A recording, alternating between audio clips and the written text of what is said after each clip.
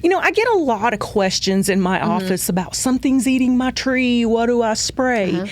99.9% of the time, you don't have to do anything. Our native insect species, they eat our tree leaves, but not to the point where it's going to kill the tree. Or severely damage it. Yeah, so having a little bit of feeding damage on your trees, that's fine. That just means you have it'll recover, and it means you have a healthy ecosystem.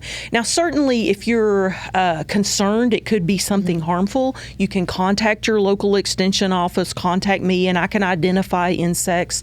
But 99% of the time, it's nothing to be concerned about. Hey everyone, welcome back for another episode of At Home with Emily, a podcast about creating a life you love. I'm so happy today that we have Kelly McGowan with us from the University of Missouri Extension Office right here in Springfield, Missouri. And today, Kelly and I are visiting one of our favorite topics to help all of you out with, and that is pests and insects. And as we know, most insects are completely harmless and may even be helpful for our lawn and landscape, but there are also those that are there to destroy it. Right. Yes. Yes. Those are the ones that we're going to focus on today, and then we'll mention the helpful ones to look out for too. But I wanted to start, Kelly, with a topic that you and I have discussed at length before, which is here we are. It's in the middle of the summer. And man, these things are dying out, and I've been watering them, and I've got water on them every day, and it's just not enough. Right. I have been there. You've been there. Most of us have been there. And lo and behold, it's not a water problem. And so what we are talking about, of course, is the bagworms, which we never really know how bad they're going to be. If they're going to be festering, but they are still around. I still see them from time to time. Yep. What are the bagworms? What do they like to feed on? Where do they like to cocoon? Where do we find them? And why do we need to be aware of them? All right. Well, so bagworms, they are actually a wingless moth. Okay. And the female lives inside of a bag. And the bag she makes out of foliage from whatever plant she's on. Most of the time we see bagworms on evergreen shrubs. We do see them on other types of plants too, but you can see the little brown bags hanging everywhere on the plant. And what happens if you know to look for them. If you know to look for them, yes. And the female is well protected in that bag, and she sticks her head out and she feeds on the foliage, and she can also have lots of babies, and so the population can explode quickly. And if you don't keep it under control, it can eventually kill the plant. Well, and two, the evergreens are something that you almost just don't even worry about if they're not new. Right. If they're not in their first season, you kind of go on autopilot because they always look great. They're always there. Yeah. And then I think it's a little alarming when you notice that your evergreen is dead. Right. Because they start dying in the inside, right, in the middle first. Yeah. And then by the time that you normally notice it, what do you look for with the bagworms? To me, it looks like a cocoon. It does. It looks like almost she's taken a thread and wrapped herself up in there. And they're, maybe a half inch to an inch? Yeah, even? half inch to an inch is the typical size. Yes, that's right. And so is that something we should be inspecting for every so often? Yeah, I would really encourage you, now that we're getting into spring, and people are spending time outdoors, scout your plants and look for these bagworms. And if you do find them on your plants, you can pick them off. You can hand pick them off. They don't sting, they don't bite, but hand pick them off and don't just throw them on the ground because they can crawl back up on the tree again or plant. And so make sure that you dispose of them properly. And that is a really good way to keep them under control. Do you just put them in like a lawn and garden bag or like a plastic bag? Yeah, just put them in a plastic bag. You could certainly do something like that, but just don't drop them on the ground because they're still alive, and there could be eggs in there as well. Ugh, yes, lots of eggs. So we've definitely had those, okay? And I would say we get them more often than not. once they find their spots, that's kind of where they're living. And plus, we're near wooded areas. And so, obviously, they're happy in those areas. Right. They could just stay in the woods and not come to my yard. But why would they do that? It's a little unnerving when you start picking them off at first. Right. Because you drop one and then you're like, oh, no, they're going to get back onto the plant. Yeah. You really do have to make sure they're sealed up and thrown out. Absolutely. Or dispose of them in any way that you feel like you should dispose of them, but they need to be disposed of as soon as possible. And again, is it just the warning signs of you're trying to find them prior to seeing the dying out of the shrubs, right? Yes, the earlier you can catch it, the better, by far. And by the way, they will take down a 10, 20-foot tree. Oh, absolutely. Yeah. Yes, absolutely. I mean, it sounds small, but to try to replace a tree like that is very pricey. Oh, yes, several $100s. So we want to scout and get this problem under control. Okay, so bagworms, that's something that we see in our area. Right. And then another thing that I know that we see, especially like around the lake, but just anywhere in Southwest Missouri, Northwest Arkansas, is we are seeing the Japanese beetles again. Right. Well, fortunately, the Japanese beetle populations in our area have not been as high as they were, in years past. When Japanese beetles first, appeared in our area, they were a new insect species and they didn't have a lot of natural predators. But now that we've had them for a while, they are starting to get natural predators. And while we do have a few, we don't have the, massive populations that we once did. And so that is definitely a good thing. So on the Japanese beetle, we're looking at it's green, or how big is it? What does it look like normally? They're probably about 1/4 of an inch in length. Okay. And they are going to be metallic green. Now, we do have some other native beetle species that are also green, but Japanese beetles tend to be more metallic in color. They have white hair tufts on their legs, so there are some differences, but for the most part, they're very easy to identify. And so what do we need to be on the lookout for with the Japanese beetles? Can they do harm?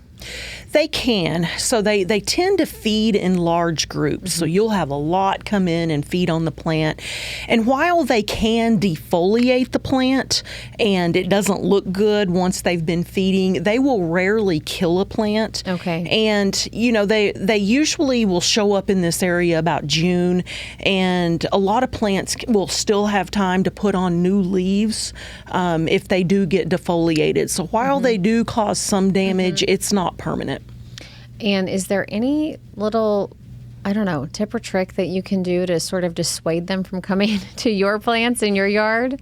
Well, I don't recommend the traps. The traps, they will typically attract more beetles than would have been there anyway. So don't use the traps. There are some applications for the traps, but for homeowners, we don't recommend those. Really, there's not a lot to kind of not to go somewhere else. Stay away. There's not really a lot that you can do. Okay. You don't have to do anything. So they'll only be here for a short period of time, and then they're gone. Okay. And so you don't have to do anything. It's not like the bagworms where they're going to take down a massive part of your landscape in a matter of weeks. Right. Okay. Yeah. So the other beetle I was thinking about was probably the Asian ladies. Right. You said that they're really not even native to our area. We're not exactly sure why they're here.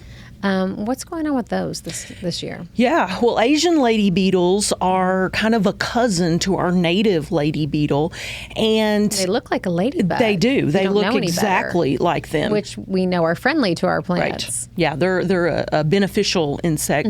But the Asian lady beetle, while they can also be beneficial, they like to spend the winters inside of our homes.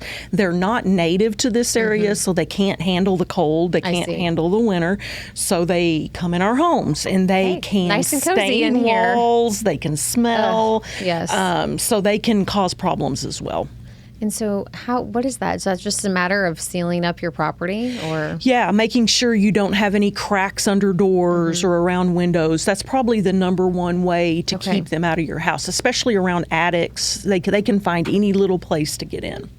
Yeah. And is there anything else that we're not thinking about when it comes to protecting our lawn and landscape? Any other critters out there that we need to be on guard for this year? Well, other than the deer. I get a lot of questions in my office about something's eating my tree. What do I spray? 99.9% of the time, you don't have to do anything.